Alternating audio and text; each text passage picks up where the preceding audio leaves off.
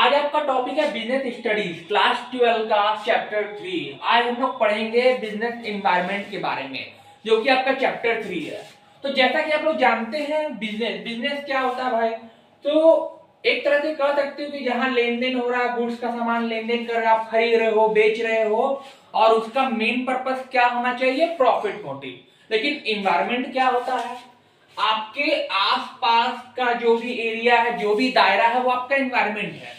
जैसे जैसे मैं ही हूं, मेरे घर के अगल बगल मेरे पड़ोसी, रिश्तेदार, स्कूल वगैरह, ये सब सारे क्या एनवायरनमेंट है। तो इसी तरह क्या होता है ना कि आपका बिजनेस का भी आपका एनवायरनमेंट होता है। जैसे यानी कि अगर सीधा सा बात में आपको समझे तो जहां पे आपका बिजनेसमैन डील्स करता है, डील्स करने का मतलब है कि जिस सिचुएशन में वो काम कर रहा है, वहां के आसपास के लोग क्या देखते हैं यहाँ पे, the forces factor and institutions with which the businessman has to deal.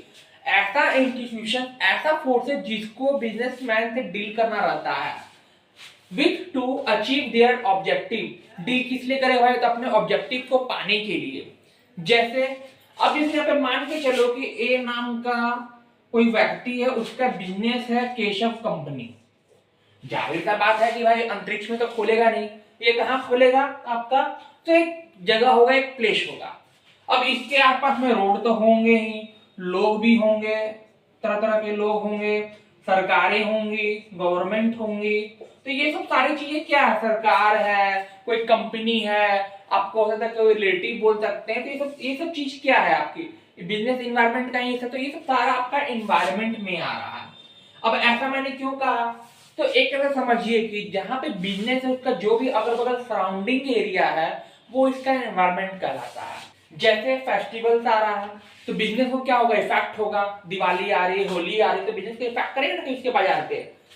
Holiday आ रहा है, ऑफ कोर्स हॉलीडे भी आपको इफेक्ट करेगा। कोई भी चीज का छुट्टी है, बाजार बंद है, बिजनेस पे इफेक्ट पड़ेगा। परफॉर्मेंस यानी कि एक तरह से आप सीधा सा सरल भाषा में कह सकते हो कि ऐसा आउटसाइडर, ऐसा आउटसाइड इफेक्ट जो कंपनी के परफॉर्मेंस को इफेक्ट करता है, वो कहलाता है बिजनेस इन्वायरमेंट। अब जहां पे बिजनेस इन्वायरमेंट यानी कि यहाँ पे बिजनेस एग्जिस्ट कर रहा है, उसके अगल बगल का जो सराउंडिंग है, उसके कहीं ना कहीं पे परफॉर्मेंस में तो कर रही है ना। जैसे सरकार, मैंने कहा कि यहाँ पे सरकार भी आपका जो आउटसाइडर इम्पैक्ट है, जिसको हम लोग बिजनेस इन्वायरमेंट का हिस्सा है।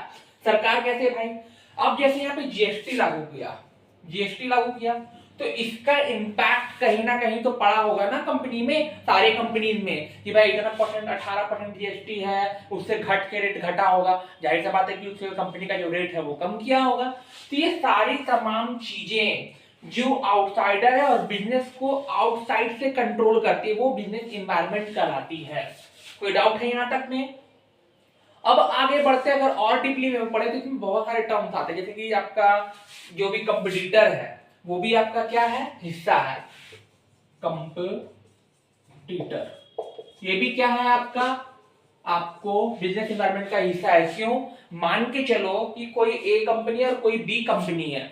अब किसी ए कंपनी में जो आपका एम्प्लॉय है, उसको सैलरी ज्यादा दिया जा रहा है और बी में कम है, तो कहीं ना कहीं वो तो बिजनेस को इम्पैक्ट करेगी ना।